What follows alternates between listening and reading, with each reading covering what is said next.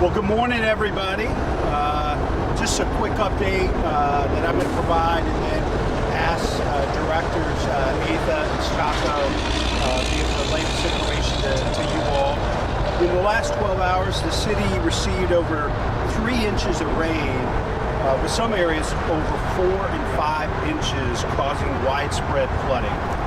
The National Weather Service has projected that the Scioto River will reach a level over 24 feet by 10 a.m. this morning and is estimated to crest around 2 p.m. this afternoon. As of 9 a.m. this morning, the river was at 22.9 feet. Columbus Water and Power began implementation of the Franklinton flood wall gate closures at Green Lawn and Harmon Avenues. This required the closure of Green Lawn between Harmon and Front Street and Harmon from Frank Road to State Route 104. Columbus Water and Power will monitor river levels and any additional precipitation to evaluate when the gates can be removed. We have heard reports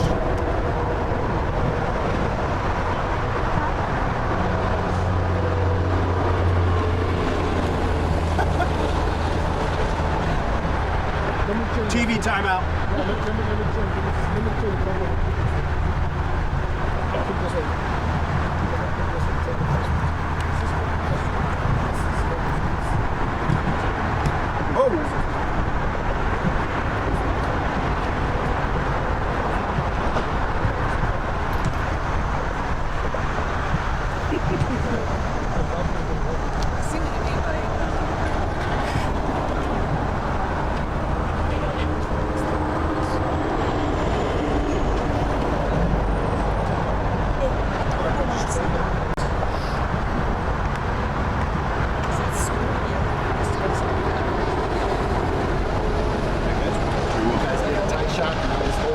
You're fine right where you're at. All right. Ozzy, you good? Just go tight on.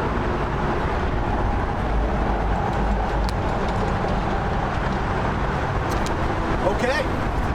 We have heard reports of flooded roadways, including I-71 between I-70 and I-270 and Hamilton Road. Please do not attempt to drive on flooded roadways. No rush is worth the risk. And just encourage everybody. I sent my little one back to school today. I know folks are sending their kids back to school. We're going to have a lot more buses. We're going to have a lot more traffic around school hours. Just give yourself as much time as possible and get information. You may have to change your routes to pick up the kids this afternoon and potentially getting them to school tomorrow. So just think ahead and plan ahead and give each other as much grace as possible out here on our roadways. Make sure we're giving our folks on the front lines the room they need to do their jobs, whether they're police officers, firefighters, our teams at public service, and at Water and Power. So we're always ready and here to help. Please call 311 for support from the city and to report damage and flooding at 645-3111 or at columbus.gov/311. We've been all hands on deck supporting residents since last week. Just a couple of quick updates. And we're going to continue to be focused on recovery even with this additional curveball from Mother Nature. So 311 processed more than 1,700 tree and flooding requests. Forestry is addressing more than 370 tree emergencies. The Department of Public Service crews have logged over 2,000 hours of cleanup work. The department, and presently 18 people from 5 families are staying at the Red Cross shelter at Scioto Southland Community Center. We're helping them transition out of shelter and into their next housing. We are grateful for amazing folks across the community that have stepped up, but a special shout out to Joel and the team at Team Rubicon. Joel's here, joined us here today. So many great organizations, but Team Rubicon is offering free tree removal and debris clearing on private property and can help with flooding cleanup. in addition to the work the city is doing on public property. So we're going to the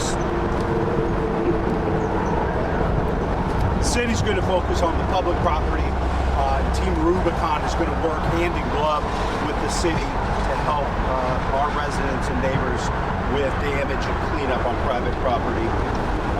Residents can request assistance by contacting 311. So whether it's public or private, going through 311 so we can kind of quarterback and work with Rubicon and other partners to help our neighbors in need. So with that, I'll turn things over to Director Athan.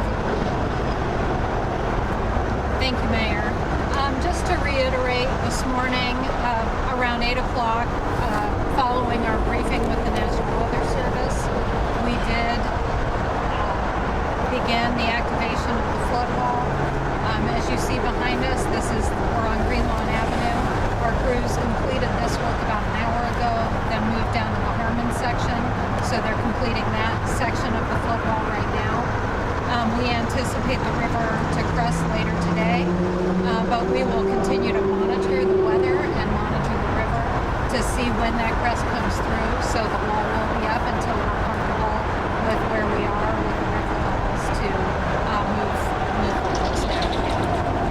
If residents need help, call 311, or you can call the department, Water and Power directly. Our customer service call centers, 614-645-7102, or our customer service call center at 645-8276. We have had a really high volume of calls, so please be patient with us, and as the mayor also reiterated, when you're out on the roads, first of all, don't drive into flood waters, and take your time, give our folks space to work, and all the other safety professionals who are out there. Please give us the space to do the work that we need to do. Thank you. All right. Good morning. Kelly Scacco, Public Service, Department of Public Service here, Director. And we're talking about road closures. So we've had a few road closures this morning. Thankfully, our partners over at the Ohio Department of Transportation have gotten I-71 South back open. We still have State Route 104 closed at Big Run in the southern area, south of 104 area. We have Thompson Road closed. We expect it to be open back up. This is in the New Albany area. We expect it to be open back up in the next few hours. We also have Overbrook Road in the Clintonville area that's been closed. It's going to be closed for probably a longer extended amount of time due to water doing damage to the roadway. So Overbrook, Thompson, State Route 104 at Big Run right now we have closed. As of yesterday, from the storm damage last week, forestry at the city's Department of Recreation and Parks have been able to clear the roads from tree debris. But as of last night with the storm that came through and all the flooding, we understand that there's some more trees down. If there are trees down in your area, please report them to 311, 645-3111, to let us know that those trees are down so that we can get out there and get that debris cleaned up as fast as we can to get those roads back open. That's our priority right now, is getting the roads back open. Anything else, Deb? I think we're good. Mayor, really quickly, just a quick question, a follow-up, just because this morning, obviously, separate from this, City Council President Shannon Morgan announced he's running for mayor. I guess your reaction to that? Today is not a day for politics. Today, we just had a tornado come through this community. We have record flooding. We're activating the flood wall. We need to be focused on others, serving our neighbors, looking out for our neighbors, not talking about ourselves. And about the flood wall, there's some ongoing maintenance projects for it, about $4.8 million project for repairs. How is that project moving along, and are there any concerns about the flood wall as it stands now? Thanks for that question.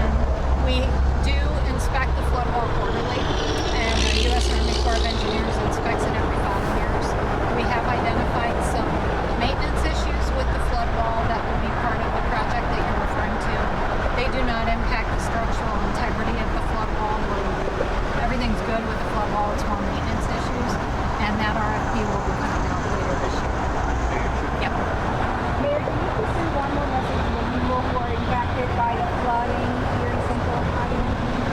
just that please contact 311.